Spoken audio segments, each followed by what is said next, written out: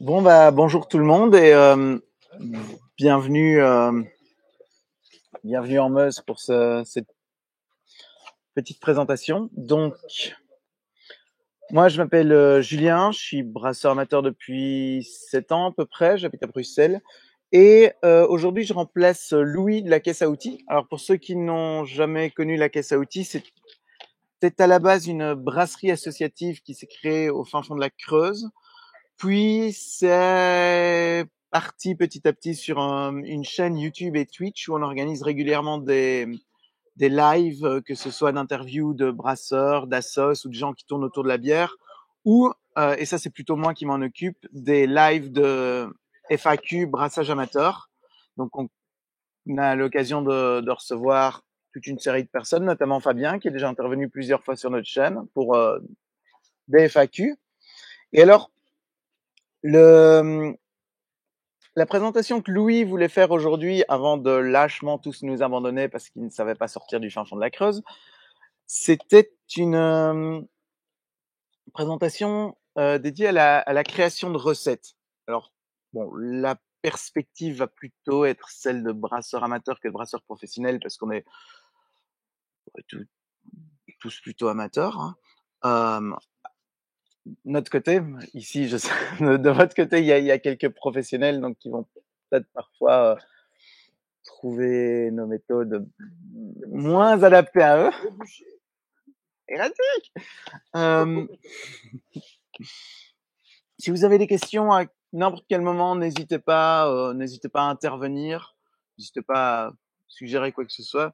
J'ai récupéré le PowerPoint de Louis ce matin, donc il va falloir être interactif pour un peu. Voilà. Donc, ouais, c'est ça. Non, ça, c'est. Donc évidemment la première chose essentielle pour la création de recettes, c'est les ingrédients. Comment connaître les ingrédients, comment savoir quels ingrédients mettre. Alors bien sûr, on a des descriptions qui sont fournies par les vendeurs. Une description de houblon, une description de malt. C'est bien quand on sait de quoi ça parle, quand on est un peu habitué. Mais pour ceux qui commencent, c'est surtout vague, les descriptions. C'est parfois difficile de travailler uniquement avec des descriptions. Alors bien sûr, à côté, on peut faire des tests, hein, des smash pour des malts de base. La variante d'une smash, quand on veut tester un malt ambré ou un malt caramélisé, pardon, ou un malt noir, ça va être de faire une mini stout, bien sûr. Mais évidemment, le gros souci d'un test, c'est qu'on se retrouve avec 20 litres, même pour un amateur. Juste pour un test, c'est un peu beaucoup, donc c'est pas toujours très pratique. On ne peut pas se permettre de tout tester. Bien sûr, il y a la possibilité de faire des tests comparatifs très faciles dans certains cas, par exemple diviser un brassin en deux ou plus avec des levures différentes pour faire des comparaisons, ou des dry up différents, ou des cold steep de malt noir différents. Mais encore une fois, c'est difficile de tout tester. Donc l'alternative, c'est une jolie photo de d'Allegoria, c'est d'arriver à éduquer son nez. Donc éduquer son nez, ça va se faire comment? Ça va se faire typiquement en dégustant non seulement de la bière, mais aussi des vins, des plats tout simplement, avec le descriptif à côté quand on a les moyens de l'avoir. Chercher systématiquement les goûts, le loto des odeurs qu'on a peut-être tous eu et qui est un outil très pratique pour ça.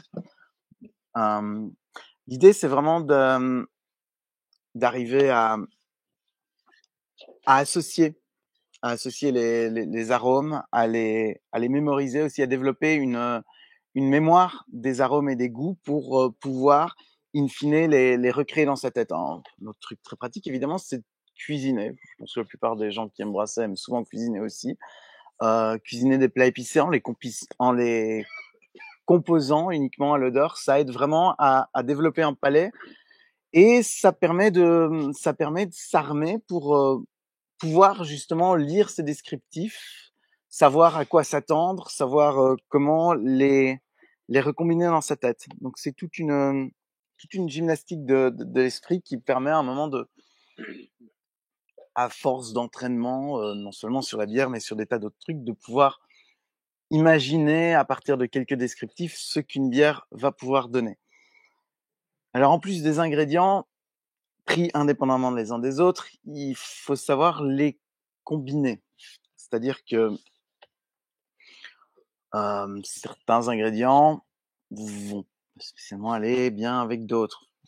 Quelques exemples d'ingrédients qui s'utilisent, la façon typique dont on peut les utiliser. Le malt Munich, par exemple, va souvent servir de renfort à un malt de base. Il va rarement être utilisé tout seul, ou alors il va être utilisé comme malt de base typiquement dans des lagers, sombres comme des Schwarzbier, des Baltic Porter. Mais commencer à mettre une large quantité de malt Munich dans une bière plutôt pâle, ça risque de donner un goût de pain cuit, ce qui est le goût typique du Munich, beaucoup trop fort. Une façon évidemment de savoir comment s'utilisent typiquement les ingrédients, c'est de lire et comparer beaucoup de recettes, de faire quelques statistiques. Alors il y a non, je l'ai plus. Il y a le livre Design Great Beers. Certains le connaissent. C'est un livre avec une couverture bleue à qui je reproche parfois d'être juste un gros compte rendu statistique, mais c'est très pratique pour voir ce que comment typiquement certains maltes, certains houblons vont être utilisés dans quel ratio de quantité. Il y a aussi quelques clichés, quelques utilisations absolument systématiques d'ingrédients. Si vous faites une bière belge forte, partez du principe qu'il y aura 10% de sucre dedans. Partez du principe que les houblons aromatiques sont du Saaz et du Styrian Golding. C'est quasi systématiquement le cas et ça permet de partir d'un bon point de départ. Une bière anglaise va systématiquement renforcer un peu son caractère maltais, non pas avec du Munich, mais plutôt avec du Cara. Il y a aussi parfois quelques raccourcis, par exemple, quel malt de base. Si vous partez sur une bière anglo-américaine, utilisez du pale, sur une bière belgeo-allemande, utilisez du pilsner. Il y a moyen de varier, évidemment, mais ce sont des grandes lignes qu'on voit très souvent. Aussi, lorsqu'on conçoit une recette, on finit toujours par adopter quelques automatismes. Par exemple, le houblon amérisant, c'est une question qu'on se pose rarement. Moi, j'utilise systématiquement du Magnum, par exemple. C'est pas cher, c'est fort amer, donc on n'a pas besoin d'en mettre beaucoup. Ça marche. La durée d'ébullition, certaines recettes proposent des durées différentes, mais très rapidement, on se fixe sur... une fois qu'on connaît un peu son matériel, on se fixe sur une durée d'ébullition. C'est rarement un paramètre sur lequel on a besoin de jouer. Les schémas d'empâtage aussi, moi j'ai quelques schémas. Si vraiment il faut, parce qu'il y a beaucoup de blé, beaucoup de céréales crues, on va faire un palier protéiné, mais la plupart du temps, on n'en a pas besoin. Un palier principal, certaines personnes vont faire plusieurs paliers de mash, mais un palier principal est amplement suffisant. Avec, moi j'aurais typiquement tendance à faire 75 minutes à 63 degrés pour une bière sèche, 1 heure à 67 degrés pour une bière moyenne, on va dire, et 45 minutes à 68-69 degrés pour une bière forte. Ce sont des paliers que j'utilise systématiquement. Il est rare que je sorte de ça, donc ce sont des mécanismes de conception. Le mash out, certains se posent la question s'il faut le faire, pas le faire. Moi, c'est quelque chose que je fais systématiquement. Donc, ce sont quelques, on va dire, paramètres qui sont fixes de recette en recette et qui permettent d'avoir ça en moins de questions à se poser. Et aussi quelques tips à savoir. Par exemple, sur une bière au seigle, un peu de malt Vienna va vraiment facilement renforcer le malt de seigle. C'est un truc assez pratique à savoir si on fait une rye IPA. Souvent, on a tendance à faire une bière uniquement avec des houblons américains, uniquement avec des houblons européens plutôt traditionnels, mais il faut savoir que certains houblons européens traditionnels qui s'utilisent en faible dose, le Hersbrucke, le Tettnang, sont en fait assez fruités, surtout quand on les utilise en forte dose. Il y avait un article de Brûlosophie sorti il y a quelques mois où l'un de leurs contributeurs avait fait une NEIPA au Tettnang qui envoyait des notes d'abricot et d'ananas très puissantes. Donc il y a moyen d'en tirer quelque chose. Et ces houblons utilisés dans des doses un peu plus fortes que d'habitude, combinés avec des houblons comme du Citra, peuvent très bien marcher et tirer des goûts fruités un peu plus généraux qu'on ne trouve pas spécialement dans les houblons typiquement considérés comme fruités, donc les houblons modernes américains, on va dire. Un autre truc très pratique lorsque vous faites des bières un peu plus puissantes, typiquement des Imperial Stout, on peut très rapidement gagner en complexité en utilisant 3 maltes noirs, donc par exemple de l'orge grillée, du carafa, du chocolate, ou 3 maltes caramélisés, et on va avoir tout simplement en multipliant le nombre de maltes une bière qui a une impression beaucoup plus structurée, beaucoup moins monodimensionnelle. Donc ça concernait les ingrédients, les combinaisons d'ingrédients.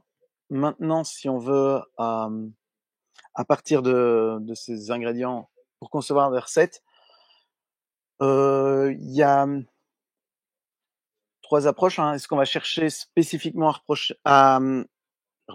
spécifiquement à s'approcher d'un style, ou plutôt créer une recette soit en imitant ou s'inspirant d'une bière, soit ex nihilo, ça revient à peu près au même. Et alors, j'avais voulu rajouter une dernière partie sur concevoir une bière autour d'un fruit. Concevoir une bière aux fruits, comment intégrer le fruit dans une bière. Comment créer une bière à partir d'un style classique? Évidemment, commencer par essayer de trouver quelques exemples classiques, de déguster des exemples classiques, tout en s'accompagnant de descriptions et d'essayer de retrouver les grands points d'arômes qui sont associés à ces bières dans les exemples qu'on déguste. Il y a parfois des brasseries qui publient leurs recettes, donc là c'est très chouette de pouvoir la déguster et essayer de retrouver les ingrédients. Ça peut être un bonus, même si c'est évidemment pas du tout obligatoire, de connaître un peu l'histoire et le développement du style, comment il a évolué. Ça peut parfois amener des perspectives intéressantes. Et puis, évidemment, il y a plein de ressources sur Internet ou dans la littérature qui proposent des recettes, les lire et les comparer. Alors, par exemple, ici, ce sont 4 recettes d'une mild ale de Modern Homebrew Recipe de Gordon Strong. Donc, ce qu'on peut voir, c'est qu'elles ont typiquement en commun un taux d'alcool qui tourne dans les 3%, avec une densité initiale dans les 1035 et une densité finale de 1015 à 1010, ce qui paraît moyen, mais en fait un peu haut par rapport à la densité initiale très faible. On voit qu'on va utiliser des maltes britanniques typiquement, comme malt de base. Une quantité qui oscille entre 10 et 15% de malt caramélisé. Certaines recettes vont préférer un seul malt, d'autres plusieurs. Et une petite quantité qui excède rarement 5% de malt noir, du chocolat, du carafa. Une petite quantité de houblon, donc on vise moins de 20 IBU, rarement du houblon aromatique. Dans les 4 recettes qui sont ici, il y en a 2 qui utilisent du houblon aromatique, mais on parle de 0,3 à 0,5 grammes par litre, donc vraiment très peu, et évidemment des levures typiquement britanniques. Donc si je voulais, à partir de cette comparaison, essayer un peu de me faire l'image d'une mild typique, on va arriver à 3% d'alcool typiquement, avec un malt de base britannique, un ou plusieurs maltes caramélisés, un peu de malt noir, et c'est exactement ce que je viens de vous dire. Une levure britannique qui n'atténue pas trop pour quand même pouvoir garder ces à peu près 1010 de densité finale en partant de très bas.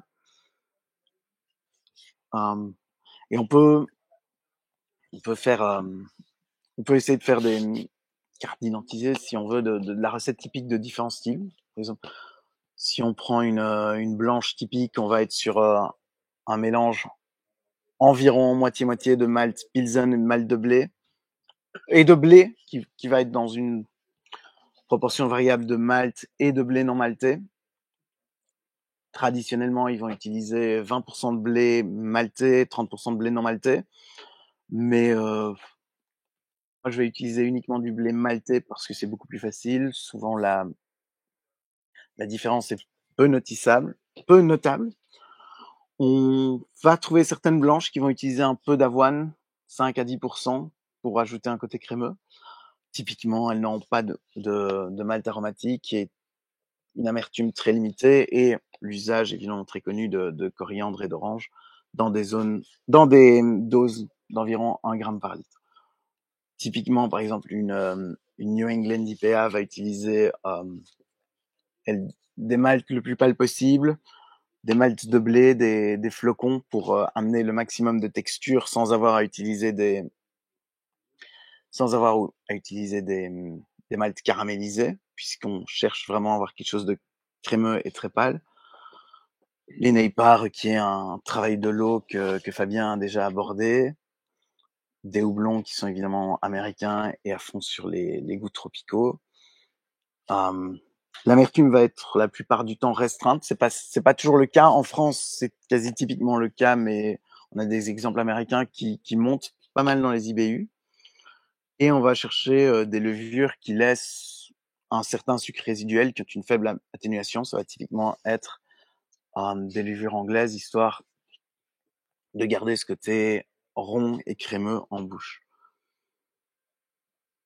Alors, ma démarche typique pour créer une recette à partir d'un style, bon, je vais évidemment commencer à sélectionner le style de façon assez évidente et voir un peu les limites de densité initiale, densité finale, taux d'alcool, couleur et amertume, donc les données qui peuvent être encadrées. En général, je commence par décider du taux d'alcool et de la densité finale. Alors, peut-être pas à l'unité près, mais de savoir si je veux une bière plutôt sèche ou une bière plutôt ronde, c'est une des premières décisions que je prends. À partir de là, je me prends une levure qui est adaptée au style et qui aussi va un peu déterminer cette densité finale, et je choisis le schéma d'empâtage. Je fais ça avant de commencer à ajouter les maltes, parce que ça me permet d'atteindre mon taux d'alcool tout en ayant la densité finale, ou en tout cas à peu près la densité finale, l'impression de sécheresse ou de rondeur que je veux. Quand j'ajoute les maltes, on va typiquement commencer par les maltes spéciaux, les doses de maltes spéciaux dont on a besoin, et puis compléter avec son malt de base pour atteindre la densité initiale qu'on cherche à avoir. Ou alors, c'est une petite subtilité pour les utilisateurs de Beersmith, c'est quand on travaille en pourcent, qu'on veut 80% d'un tel malt, 15% d'un autre, 5% d'un autre, mettre 800 grammes, 150 grammes, 50 grammes, et puis donc pour avoir le pourcentage direct, et puis monter le curseur de la densité initiale pour monter progressivement jusqu'à la valeur voulue. À partir de ça, parfois on va devoir changer légèrement le schéma d'empâtage pour réajuster sa densité finale. Pour ce qui est de l'amertume,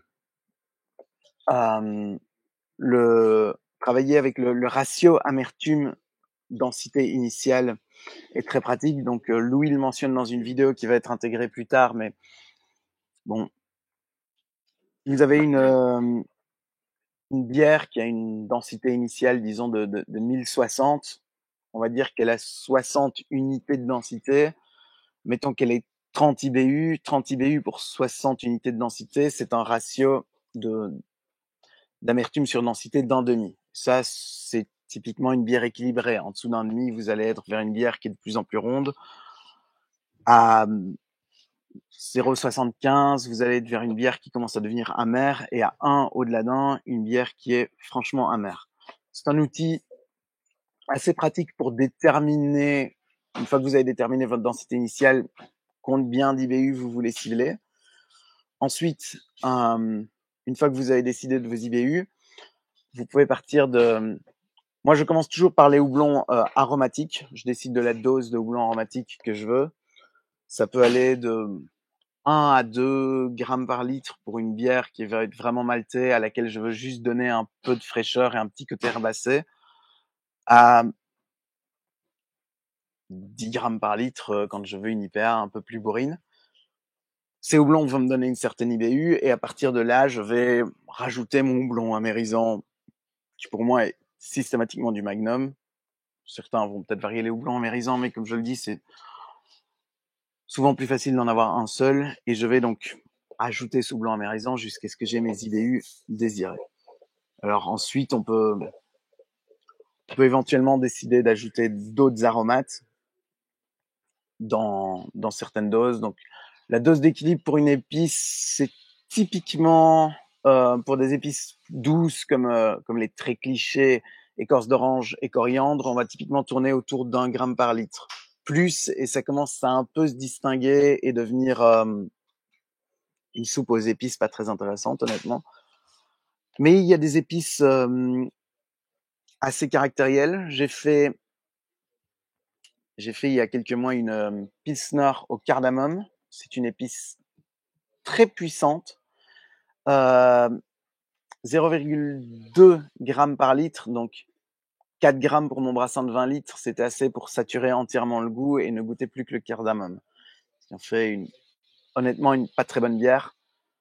Donc certaines épices, on doit vraiment réduire la dose. D'autres épices, tout ce qui est les piquants, les poivres, les gingembres et les piments, sont très délicats à travailler parce qu'ils ont une tendance à saturer le palais. C'est-à-dire qu'à la première gorgée, pourrait paraître équilibré, mais à la fin du verre, le palais est saturé par une sensation de brûlant. Et donc, ces épices doivent aussi être ajoutées avec une main très légère. Évidemment, la plupart du temps, quand on connaît ces doses, on va ajouter ces épices en fin d'ébullition, mais une solution quand on hésite sur les doses, c'est ce qu'on appelle la teinture. Vous prenez de l'alcool le plus fort possible. En Belgique, on peut avoir de l'alcool à 96%. En France, je pense que vous êtes restreint à 70%.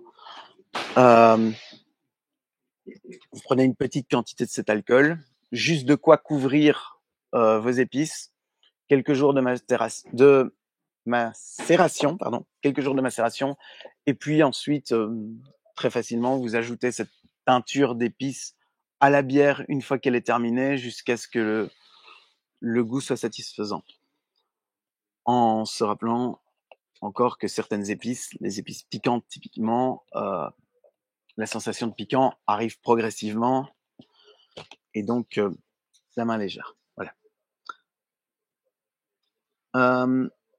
Donc, c'est la deuxième approche pour concevoir une bière qui va être typiquement soit ex nihilo, soit en cherchant à imiter une bière plutôt qu'un style.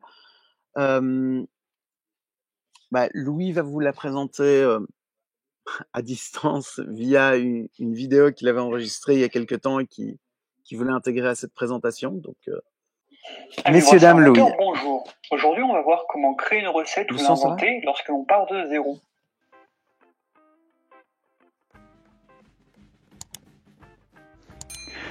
Lorsque l'on commençait à brasser, on utilisait les recettes que l'on trouvait dans les livres qu'on avait achetés, comme celui de la Montreuilloise ou Secret de brasseur. Puis après, on allait voir les recettes que l'on trouvait sur le site de Beersmith. On essayait des recettes à droite à gauche, sans réelle méthode, au final on expérimentait. Puis, à partir de l'expérience, on a commencé à faire nos recettes nous-mêmes sur Littlebox. Utiliser un logiciel de brassage nous a aidé à structurer nos idées lorsque l'on veut créer une recette. C'est pourquoi, dans la suite de cette vidéo, on va voir une méthode largement guidée par l'article du blog de Quentin, de la Brasserie du Vallon, dont le lien est dans la description. Tout d'abord, on va chercher à décrire ce que l'on veut avec des mots simples, et à faire quelques phrases courtes de 2-3 lignes pour résumer notre objectif. Ici, on ne va pas parler trop d'ingrédients, mais plutôt de goût, d'arôme.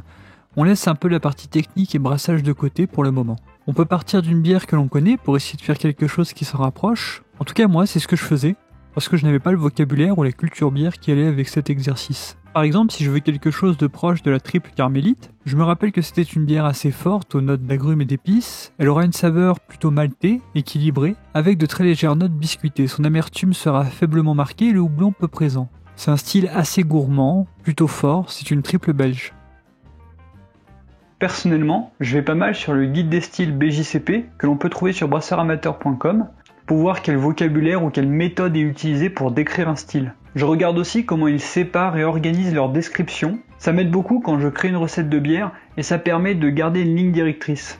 Voilà, maintenant je vais chercher à encadrer ma recette par des valeurs mesurables, telles que la couleur, le degré d'alcool ou l'amertume. On pourrait utiliser d'autres valeurs mesurables, seulement je pense que celles-ci, pour débuter, sont déjà bien. La couleur est souvent utilisée pour décrire une bière, c'est une notion connue de tous et très utile, l'unité européenne et l'EBC. Ici vous pouvez voir quelques exemples de couleurs associées à des styles de bière. Pour ma triple, j'aimerais être autour des 10 EBC.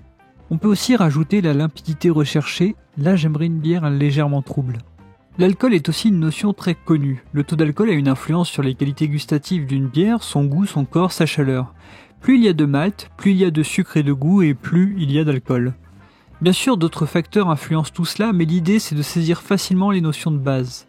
Ma bière sera donc ici aux alentours de 8 degrés. Je veux une bonne bière d'apéro que l'on boit avec une certaine attention. Le ratio amertume-densité initiale est l'indicateur de l'équilibre de notre bière.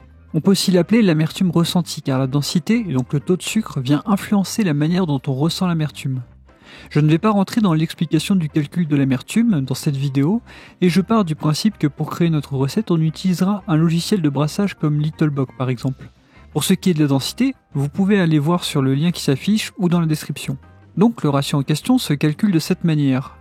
Il est en général compris entre 0,3 et 1. On part d'une bière avec une saveur douce de malt à une IPA hyper houblonnée. Dans mon cas, j'aimerais que la douceur maltée s'équilibre bien avec l'amertume. J'ai pas mal dégrossi la recette de ma bière, c'est pourquoi maintenant je vais passer à son élaboration sur un logiciel tel que Littlebox. Je rentre donc toutes les informations de départ liées à ma méthode et mon équipement. Je ne choisis pas de style, je vais faire en fonction de ce que j'ai déterminé auparavant.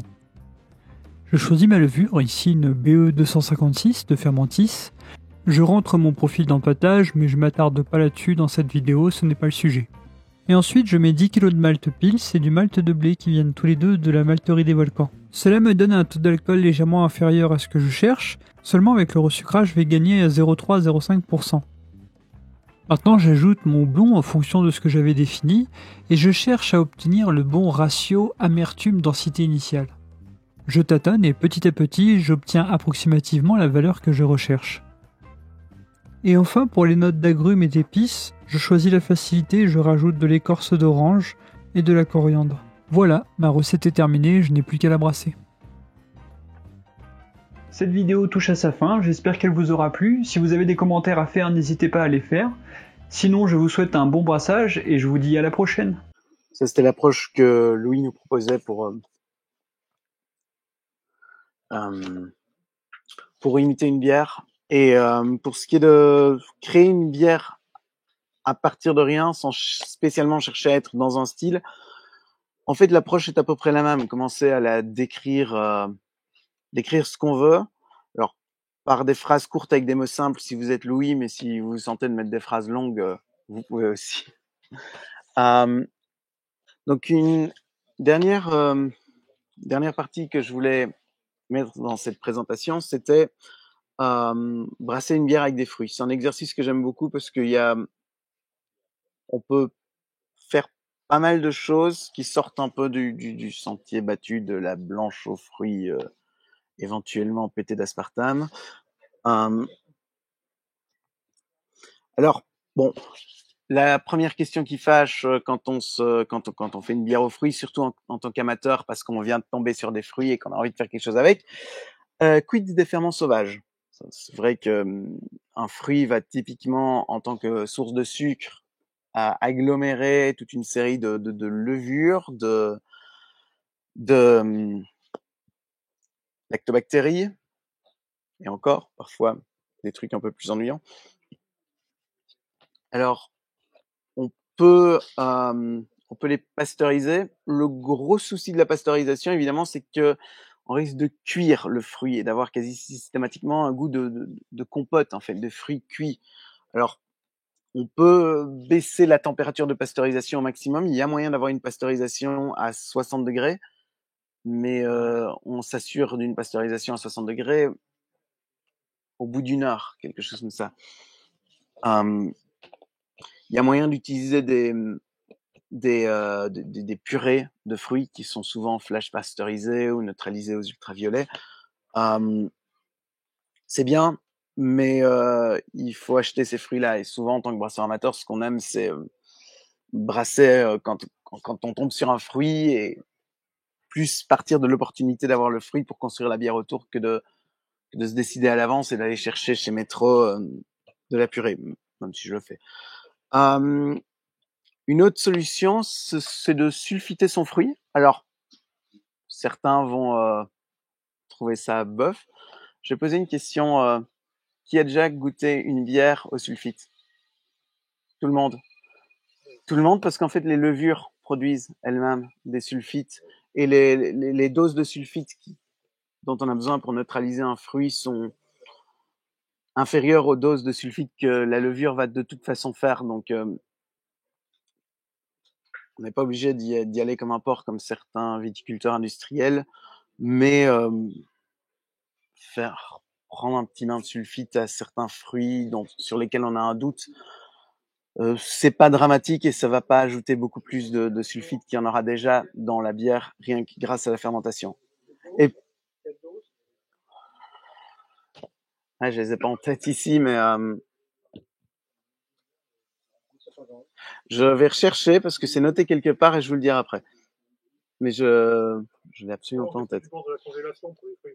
Alors la congélation, ça va diminuer les populations de micro-organismes, mais ça ne va pas les tuer toutes.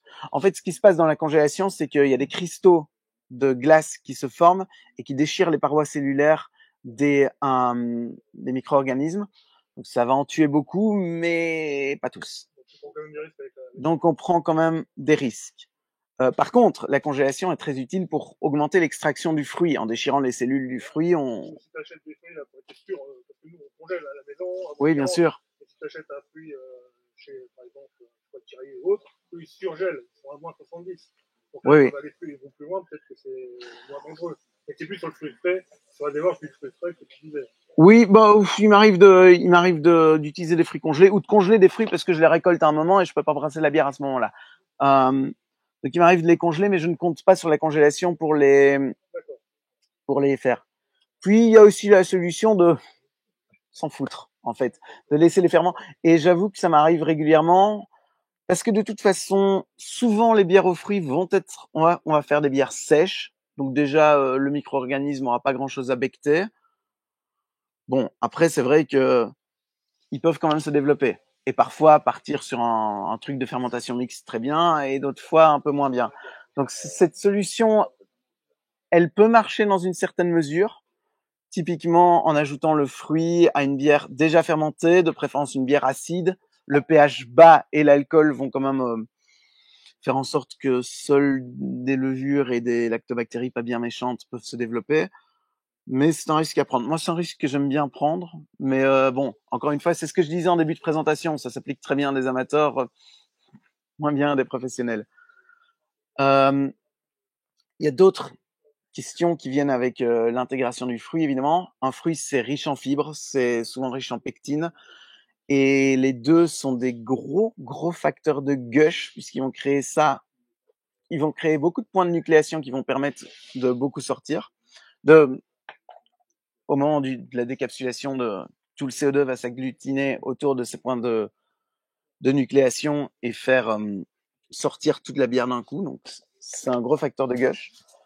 Du coup, les approches pour éviter ça, c'est une décantation très forte. Et ceux qui ont déjà brassé avec des fruits savent qu'on perd souvent...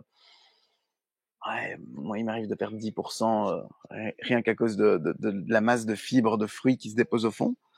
On peut aussi diminuer l'action de la pectine qui va vouloir lier les fibres ensemble et créer une matrice très propice au gush avec de la pectinase. Donc, c'est une enzyme qui peut s'acheter pour pour dénaturer la pectine. Puis il y a la question de l'acidité du fruit. Alors ceux qui traînent sur les forums de brasseurs amateurs ont tous vu la question typique qui revient tous les 2 mois à peu près. Bonjour, j'ai fait ma première blanche à la framboise, c'est acide. Sous-entendu, est-ce que je dois mettre du lactose derrière? L'acidité ne vient pas spécialement d'une fermentation spontanée, elle vient parfois simplement de l'acidité du fruit. Et alors, la solution, c'est de construire sa bière autour. C'est d'avoir une bière qui permet de supporter une certaine acidité si on va utiliser des fruits acides. C'est-à-dire souvent une bière très peu houblonnée, très peu amère, parce que l'amertume et l'acidité du fruit vont être assez conflictuelles en bouche. Ou alors d'utiliser des fruits qui sont moins amers et plus doux dans le goût. Pas dans le sucre, puisque le sucre va fermenter, donc ce ne sera plus une question, mais plus doux dans le goût, comme certains fruits tropicaux. Donc alors, une fois qu'on a le fruit, qu'on a discuté de la nécessité éventuellement de le pasteuriser, de la nécessité d'utiliser de la pectine derrière pour se prémunir de la pectinase, pardon, pour se prémunir d'un gros gush à la pectine, on peut construire la bière. Alors, la solution qui est vue et revue, mais qui fait toujours le travail, évidemment, c'est une bière blanche acide. C'est un canevas qui permet vraiment aux fruits de ressortir. On a la minéralité du blé qui est là, l'acidité du fruit, l'acidité de la fermentation si on fait une fermentation acide, qui vont vraiment permettre aux fruits de ressortir. Mais évidemment, il y a des solutions moins évidentes et beaucoup plus intéressantes. Par exemple, une bière qui est un peu plus ronde, un peu plus maltée va pouvoir supporter un fruit doux légèrement acide. Je pense notamment à Bruxelles Beer Project qui avait fait une double avec un peu de malt caramélisé pour y apporter de la rondeur et qui avait amené derrière un fruit de la passion qui ajoutait juste un peu d'acidité pour passer à travers cette rondeur et son côté très doux. Les bières noires aux fruits rouges, c'est un truc qui se voit assez, typiquement stout aux cerises, stout à la framboise. Les bières noires, je trouve, vont très bien aussi avec tout ce qui est des fruits à noyaux, surtout sur une macération assez longue où on va pouvoir faire ressortir le noyau d'une cerise, d'une nectarine, d'une mirabelle sur des bières comme des stouts ou des saisons sombres. D'autres fruits rouges, je fais régulièrement une saison sombre avec des baies de sureau où l'astringence du sureau va permettre de se marier assez bien avec les maltes sombres et le côté très terreux et épicé de la levure à saison. Alors, les bières aux fruits très clichés n'utilisent pas de houblon parce que bon, ce sont des bières commerciales et le houblon c'est cher, donc c'est moins cher. Mais on peut évidemment travailler une bière qui est à la fois fruitée et houblonnée. On peut aller dans le même sens, hein, typiquement toutes les IPA à la mangue et aux fruits tropicaux qui sortent ces dernières années en sont un exemple. Mais on peut aller sur des houblons qui ne sont pas du tout fruités, des houblons qui vont être un peu épicés pour aller renforcer des fruits un peu plus rustiques, dans des bières un peu plus rustiques. Donc c'est une autre approche. Oui, je pense qu'on arrive à la fin en tout cas du PowerPoint de la présentation, avec Louis qui ne manque jamais de me rappeler que les scores France-Belgique. Merci Louis. Je m'y attendais un peu à celle-là.